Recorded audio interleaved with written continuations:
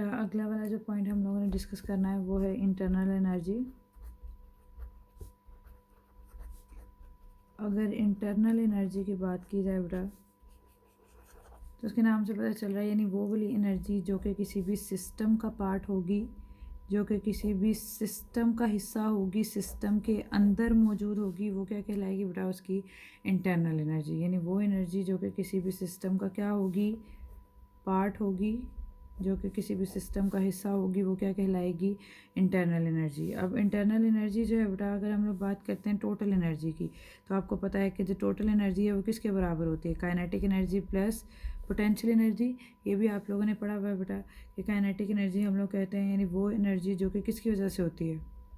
Motion की वजह से, जो कि होती है मूवमेंट की वजह से, वो क्या कहलाती है? Kinetic energy. और वो वाली एनर्जी जो कि होती है रेस्ट की वजह से, वो क्या कहलाती है?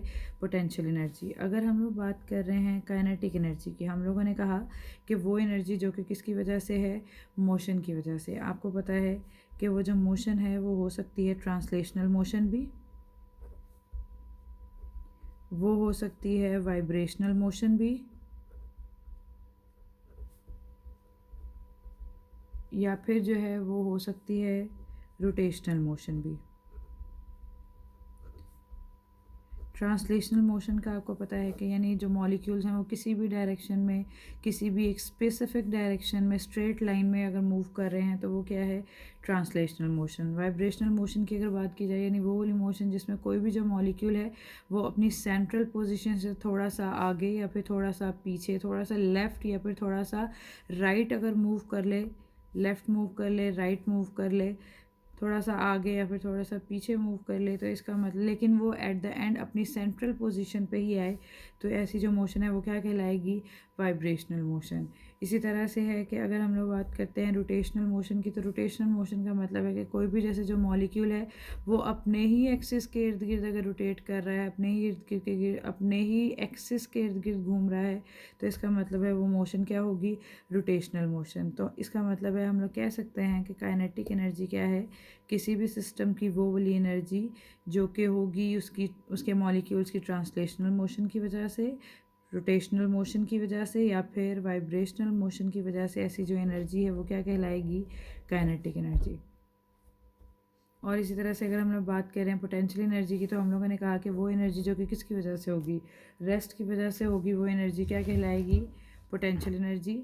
और अगर हम लोग बात कर रहे हैं कि वो रेस्ट की वजह से है, तो रेस्ट में हम लोग कह सकते हैं कि कोई भी जो सिस्टम है, कोई भी जो गैस है, जैसे उसके जो मॉलिक्यूल्स हैं, अगर वो रेस्ट में है, अगर वो रुके हुए हैं, वो ठहरे हुए हैं, वो साकन है, तो इसका मतलब है कि वो रुके हुए होंगे अपने बॉन्ड्स की वजह से, अपनी अट्रैक्टिव फोर्सेस की प्रेजेंस की वजह से। तो हम लोग कह सकते हैं वो जो अट्रैक्टिव फोर्सेस हैं या फिर वो जो बॉन्ड्स है बेटा, वो आपको पता है कि वो हो सकते हैं, चाहे वो कोवेलेंट बॉन्ड हो, आयोनिक बॉन्ड हो, वो वैंडर वाल्स फोर्सेस हों, वो कोई भी फोर्सेस हो सकती हैं, वो बॉन्ड्स की कोई भी टाइप हो सकती है। तो बॉन्ड्स की वजह से जो एनर्जी होगी सिस्टम में, वो क्या कहलाएगी? उसकी पोटेंशियल एनर्जी। और जो ट्रांसलेशनल, वाइब्रेशनल या रोटेशनल मोशन की वजह से जो एनर्जी होगी किसी भी सिस्टम में, वो क्या कहलाएगी? उसकी काइनेटिक एनर्जी। और अगर हम लोग उसकी काइनेटिक एनर्जी को और पोटेंशियल एनर्जी को जमा कर देंगे, सम ले लेंगे उनका, तो वो किसके बराबर हो जाएगी? किसी भी सिस्टम की टोटल एनर्जी के, या फिर उसकी इंटरनल एनर्जी के, यानी जो कि उसके पास मौजूद होगी। क्लियर है?